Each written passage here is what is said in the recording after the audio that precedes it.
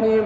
اللهم إنا عبيدك بنو عبيدك بنو إمائك نواصينا بيدك ماض فينا حكمك عدل فينا قضاؤك. نسألك اللهم بكل اسم هو لك سميت به نفسك أو أنزلته في كتابك أو علمته أحدا من خلقك أو استأثرت به في علم الغيب عندك أن تجعل القرآن العظيم ربيع قلوبنا ونور صدورنا وجلاء أحزاننا وذهاب همومنا وغمومنا.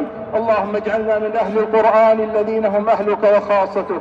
اللهم ارزقنا تلاوته آناء الليل والنهار على الوجه الذي يرضيك عنا. اللهم لا تجعلنا من الغافلين، اللهم لا تجعلنا من الغافلين، اللهم لا تجعلنا من الغافلين، إنك أنت أرحم الراحمين. اللهم فرج هم المهمومين واقض الدين عن المدينين واشف مرضانا ومرضى المسلمين وارحم موتانا وموتى المسلمين برحمتك يا أرحم الراحمين. اللهم إنا نسألك بأنك أنت الله لا إله إلا أنت الواحد الأحد أن تعتقنا من النار.